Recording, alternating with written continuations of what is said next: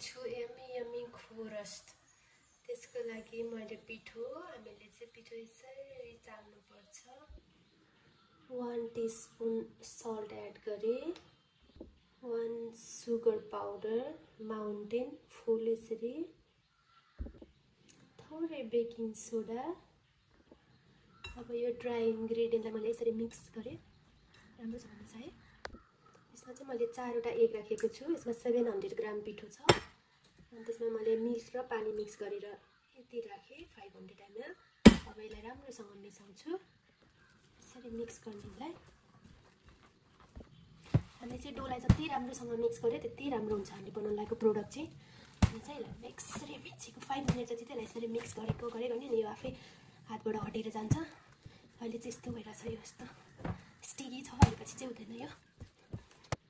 अब म चाहिँ त्यसमा पिठो थोरै एड गर्छु अनि त्यसपछि यसलाई यहाँ बनाउँछु।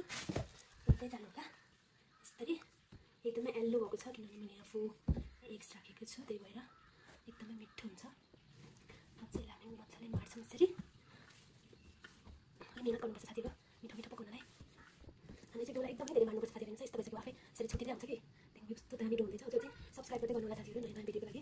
मैले चाहिँ सबै बेकरी फुडहरूको भिडियो लिएर आउने छु। म नयाँ छु, मलाई पनि माया गरिदिनु होला, सब्सक्राइब पनि गरिदिँदै गर्नु होला साथीहरू।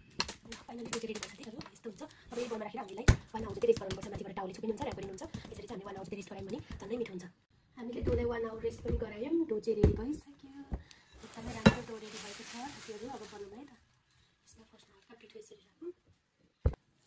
डो यस्तो राम्रो भएको छ, हातमा पनि लाग्दैन, हातमा केही नलाग्ने एकदमै राम्रो रेडी भइसक्नु भयो हाम्रो डो चाहिँ। कस्तो हुन्छ कसरी बनाउँछु अलिक कट गरौँ, बेल्न सजिलो हुन्छ नि। 5 पिस बनाउँ, 4 पिसमा काट्नेलाई। त्यसपछि फेरि यसरी भित्रभित्र छिराएर यस्तो गरेर यसरी बेलौँ। चाहिँ भेट्दै गर्छु साथीहरू। सब्सक्राइब चाहिँ गर्नु होला मेरो च्यानललाई। यतिको गोलो भयो, पर्फेक्ट गोलो चाहिन्छ भन्ने पनि छैन। अब हामी यो पिज्जा कटरले लिगौँ, यो साइडको हल्का काटेँ मैले। यसरी काट्नु सकेसम्म चाहिँ भरे बनाउँ। अघि लागि भए पनि लुक्स राम्रो भयो भने टेस्टी नभए पनि टेस्टी देखिन्छ नि। यसरी काटेँ एकदम काटेँ मैले। अब यसलाई यति काट्ने अनि यहाँ बिचमा थोरै यसरी अनि त्यसपछि यताबाट यता छिराएर यसरी फोल्ड गरेर यता निकाल्ने। होइन चाहिँ साथीहरू यस्तो कस्तो राम्रो हुन्छ, यो मिठो पनि हुन्छ। यसरी मैले रेडी गरेँ। अब हामी यसलाई फ्राई गरौँ है त साथीहरू। मैले त प्यानमा तेल रेडी गरिसकेको छु। अब हामी यसमा एडिट गरौँ। राइजिङ गरायो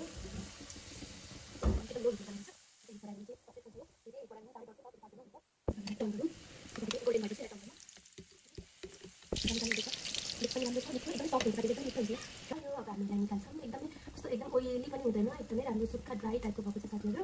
एउटा प्लेटमा राख्छौँ यसरी। त्यसलाई राम्रोसँग यसरी पकाएर एकचोटिमा यतिवटा पछि अब यहाँ टपमा यसरी सुगर पाउडर राखिदिन्छु यसरी। एकदमै मिठो हुन्छ साथीहरू। यस्तो मिठो हुन्छ यस्तो फ्लफीभित्र त केही छैन, खाना मात्रै यस्तो खालको एकदमै राम्रो यम्मी भएको छ साथीहरू। Thank you so much. मेरो च्यानललाई सब्सक्राइब गरिदिनु होला है साथीहरू।